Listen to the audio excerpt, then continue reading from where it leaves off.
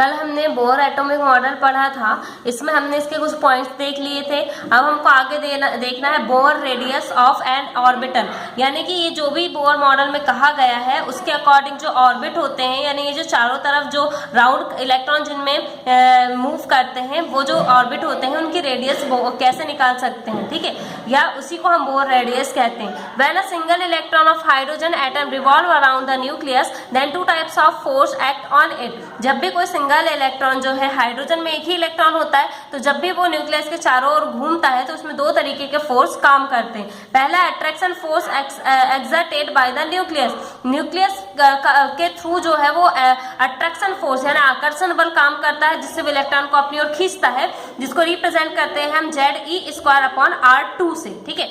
जहां पे Z क्या है, Z जो है वो number of proton with in the nucleus और एटॉमिक नंबर। ये जो Z है वो प्रोटॉन के नंबर को शो करता है जो कि न्यूक्लियस में होते हैं, जिसको हम एटॉमिक नंबर कहते हैं। E जो है वो चेंज ऑफ इलेक्ट्रॉन और प्रोटॉन को शो करता है, और R जो है वो एटॉमिक रेडियस को शो करता है, जो कि न्यूक्लियस और इलेक्ट्रॉन के बीच का डिस्टेंस कहलाता है। वही एटॉमिक रेडियस होती है, यानी न्यूक्लियस और इलेक्ट्रॉन के बीच में जो डिस्टेंस होगा वही एटॉमिक रेडियस है। और दूसरा फोर्स जो है वो काम करता है सेंट्रीफ्यूगल फोर्स, जिसको हम अपकेंद्री बल कहते हैं। इसको रिप्रेजेंट करते हैं mv²/r से। तो m जो है वो इलेक्ट्रॉन के मास को शो करता है, v इलेक्ट्रॉन की वेलोसिटी को, और r जो है वो एटॉमिक रेडियस को शो करता है। तो ये दोनों फोर्स जो है वो किसी भी मूव करते हुए इलेक्ट्रॉन पे लगते हैं। Centrifugal force pulls an electron away from the nucleus and attraction force applied by the nucleus pulls the electron toward itself. तो जो कंट्रीफ्यूगल फोर्स जो लगता है इलेक्ट्रॉन पे, वो इलेक्ट्रॉन को न्यूक्लियस से दूर ले जाने की कोशिश करता है, और जो अट्रैक्शन फोर्स लग रहा है वो न्यूक्लियस के पास लाने की कोशिश करता है इलेक्ट्रॉन को। Both type of above force at the direction opposite to one another and if their magnitude is equal. ये जो दोनों के दोनों फोर्स है, इनका की जो दिशा है, लगने की जो दिशा है, वो एक दूसरे के अपोजिट होती है। एक जो है वो कंट्रीफ्यूगल फोर्स जो है, सेंट्रीफ्यूगल फोर्स जो है वो न्यूक्लियस से दूर हटाने की कोशिश करता है, और अट्रैक्शन फोर्स न्यूक्लियस की ओर लगता है। तो ये दोनों अपोजिट डायरेक्शन में लगते हैं, लेकिन इनका मैग्नीट्यूड या परिमाण जो है वो इक्वल होता है। Then they would balance each other and electron revolve in it orbital. और इसी वजह से ये जो है बैलेंस हो जाते हैं, एक दूसरे को फोर्स बैलेंस कर देते हैं, और इलेक्ट्रॉन जो है वो ऑर्बिट में रिवॉल्व या फिर घूमने लगता है। देयरफॉर अगर हम इन दोनों फोर्स को इक्वल मान ले तो ZE²/R2 = mv²/r। तो ये क्या आएगा आपका ZE², अगर R से R कैंसिल हो जाए तो अपॉन R = mv² आएगा। ये फर्स्ट इक्वेशन हुई। फिर नेक्स्ट है according to Bohr equation. Bohr equation हमने कल पढ़ा था, तो बोर इक्वेशन क्या होती है, mvr = nh/2π। v इसमें से निकाल लेते हैं हम, तो nh/2π mr, ये सेकेंड इक्वेशन। फिर है on substituting the value of v in equation 1। यहाँ से जो v की वैल्यू हमको मिली है वो हम इक्वेशन 1 में रख देते हैं। तो ZE²/r n² h²/4π² ये आएगा आपका। तो यहाँ से आपकी इक्वेशन 3 मिल जाएगी, जिसमें हम रेडियस r मिल जाती है। अगर हम Z को 1 मान ले फॉर हाइड्रोजन एटम, अगर हम Z को 1 मान रहे हैं मतलब कि एटॉमिक नंबर 1 है, यानी कि क्या होगा कि एक ही प्रोटॉन मान रहे हैं हम, तो इक्वेशन 3 जो है उसमें हम Z को 1 मान लेते हैं, तो हमको R = n² h²/4π² मिल जाएगा। एक equation in equation 4 R is Bohr radius and h 4π m and E are constant. यहाँ पे जो है वो R जो है वो एटॉमिक बोर रेडियस है, और 4π m और E जो है उसको हम कांस्टेंट मानते हैं। और substituting there values in equation 4, तो हमको ये इक्वेशन मिलती है। अगर हम 4π h और m और E को अगर हम कांस्टेंट मान लें तो हमको R = n² ये वैल्यू मिल जाती है, ठीक है। अब नेक्स्ट है हमारे पास, नेक्स्ट है energy of electron in different orbital. हमको विभिन्न कक्षाओं में इलेक्ट्रॉन की प्रेजेंस के बारे में जानना है, तो उसकी एनर्जी लेवल या ऊर्जा स्तर क्या है। Energy of electron E = potential energy plus kinetic energy. किसी भी इलेक्ट्रॉन में जो एनर्जी होगी वो स्थितिज ऊर्जा, पोटेंशियल एनर्जी मतलब स्थिति, किसी भी चीज के स्थिर होने की वजह से जो एनर्जी होती है वो पोटेंशियल एनर्जी कहलाती है। और काइनेटिक एनर्जी जिसको हम गतिज ऊर्जा कहते हैं, वो किसी भी सब्सटेंस के मूवमेंट के कारण उत्पन्न होती है। तो इनका जो प्लस होगा वो इलेक्ट्रॉन की एनर्जी कहलाता है, ठीक है।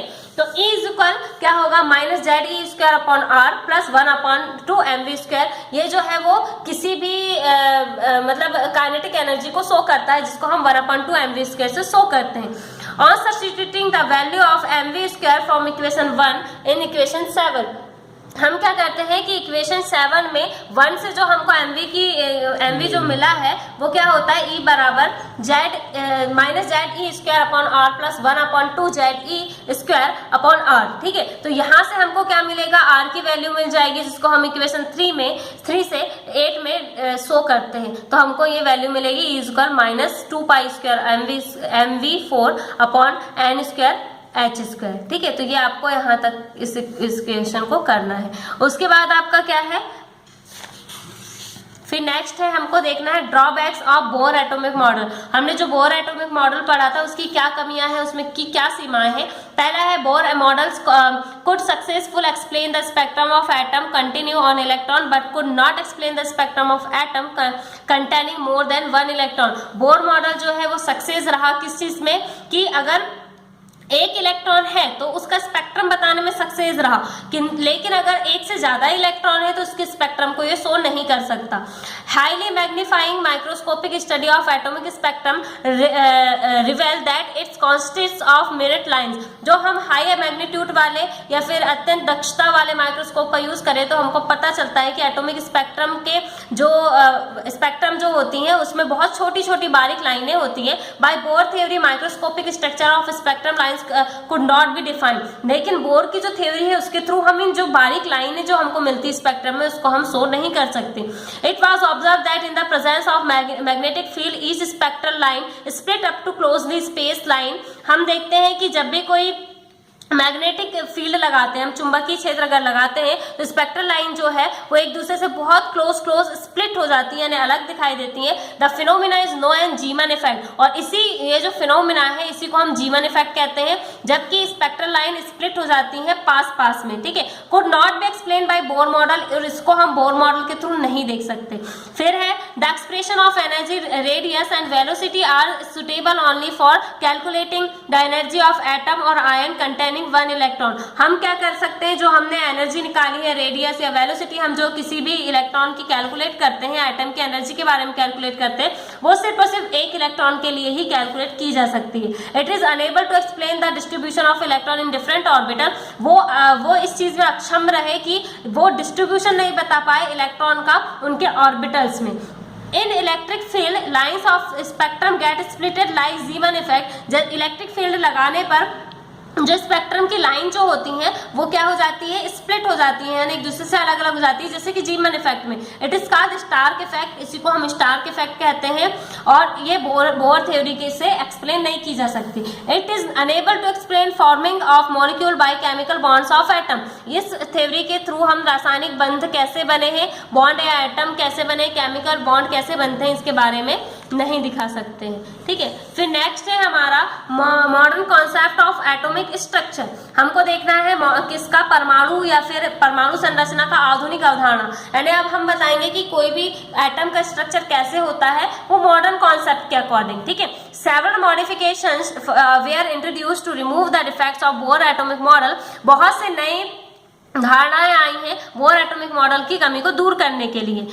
Sommerfeld introduced the concept of subcell, while Zeeman threw about the presence of orbital inside the subcell.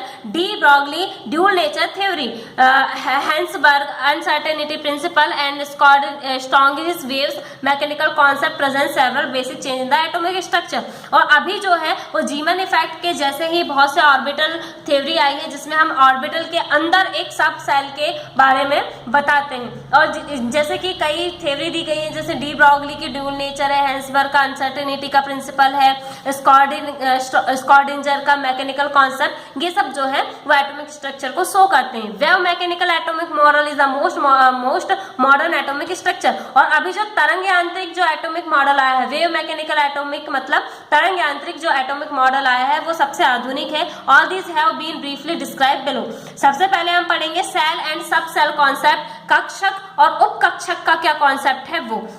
Orbital are explain in detail in Bohr atomic model. हमने बोर एटॉमिक मॉडल में पढ़ लिया था कि सबसे पहले बीच में क्या होता है आपका बीच में होता है ये होता है आपका न्यूक्लियस मान लिया जाए, और जो ये आसपास से जो है वो ऑर्बिटल्स होते हैं, ये हमने पढ़ा था। यहाँ पे आपके प्रोटॉन और न्यूट्रॉन होंगे और बाहर जो है वो इलेक्ट्रॉन क्या करते हैं, इन ऑर्बिटल्स में मूव करते हैं। तो जिस पथ में या जिस लाइन पे जो इलेक्ट्रॉन न्यूक्लियस के चारों ओर मूव करते हैं उसी को हम ऑर्बिटल कहते हैं। ठीक है, तो अब पढ़ना है हमको सब ऑर्बिटल के बारे में। तो द कॉन्सेप्ट ऑफ सब cell was first of all introduced by the Sommerfeld। तो सबसे पहले ये जो सब सेल का कॉन्सेप्ट है वो समरफेल्ड ने दिया था। Single lines are obtain in the spectrum of hydrogen. जब भी हम हाइड्रोजन के स्पेक्ट्रम को लेते हैं तो हमको एक सिंगल लाइन मिलती है। क्यों? क्योंकि हाइड्रोजन में सिर्फ और सिर्फ एक ही जो एटम है वो रहता है। These lines they are found to be composed of several minute line when observe by the spectroscope of high resolution power. तो ये जो लाइन है